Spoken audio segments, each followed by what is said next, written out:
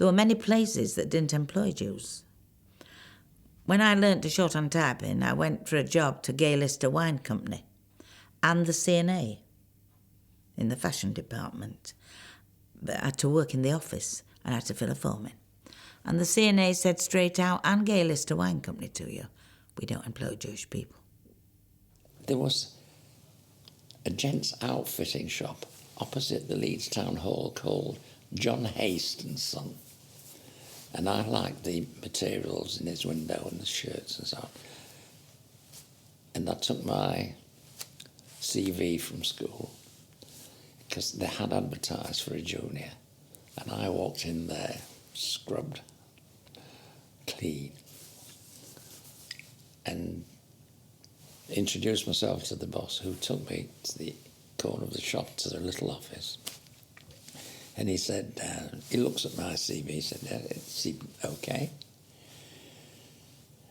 Max Friedman, he says, live in Chapeltown. He said, are you of the Jewish persuasion? I said, yes.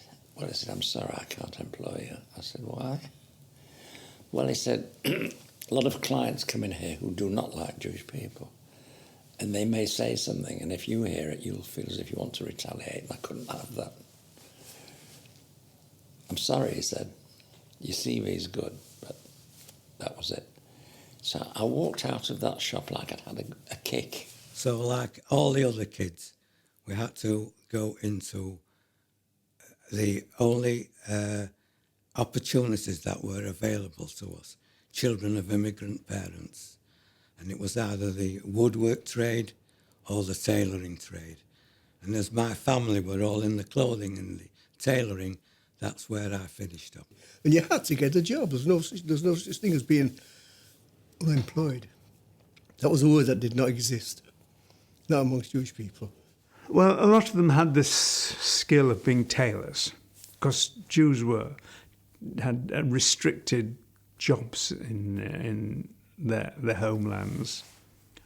And tailors, I think the main thing is you can develop easily because it's a one person, one machine, and you can develop slowly without huge amounts of capital. Others developed much more quickly, like if you look at Burton's, for instance. I mean, he was a contemporary of my father's, but he, at his very early days, saw how he could expand laterally. My late father-in-law was a junior clerk in Montague Burton's.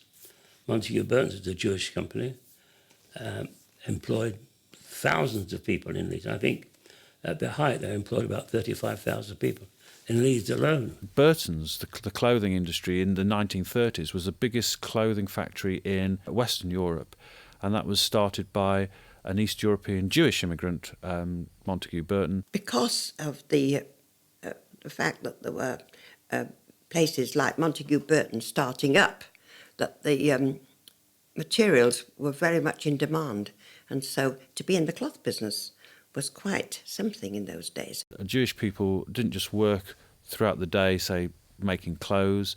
They would then get involved in running a stall on a market, and then that would be running a shop, and it didn't happen overnight. But I think over the course of 30, 40, 50 years, they became more affluent. As they became more moneyed, they moved to Chapeltown. Chapeltown was a 100% Jewish district. In fact, when you walked up Chapeltown Friday afternoon, all you could smell was chicken soup. It was a community. It had to sometimes live on its wits, and that's what it did.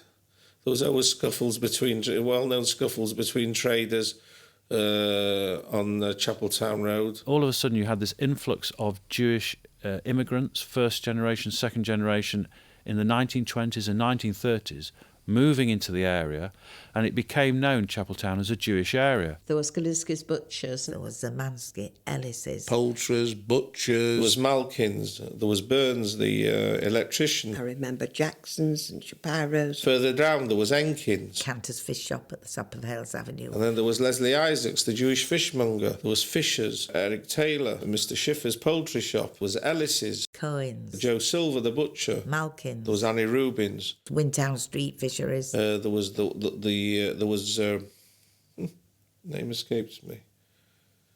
everybody used to congregate at the end of Hales Avenue at Cantor's fish and chip shop, and you could buy a bag of chips. You didn't have to have fish and chips. You can buy a bag of chips. But everybody used to meet there. I used to go to the Chain Bull when I was caught in and have half a glass of beer, threepence halfpenny, and fish and chips. Sometimes we couldn't afford a fish, but I thought I had a lovely time. But then on Saturday mornings, we used to go to the service in Shull, and after the service, we used to go down to the Mecca in town and have dancing lessons. After the service, we didn't. I'm not as religious. Yeah, no, we didn't go. I didn't go to the Mecca. Didn't you go to the dancing lessons? No. I thought I you learned did. to dance at Mark Altman's. They were steeped in religion, you see. And me being a young lad and a bit wild, so it didn't interest me in a way. As I say, I used to wait at the bottom of the street in Artillery Street till my father went to Shull in the morning. Then I'd go in. I'd go in quietly. We were going nowhere. We were living and laughing, but we were destined to finish up going nowhere, being tailors or cabinet makers or all these kind of jobs, which would in fact, in the end, finish up working all your life.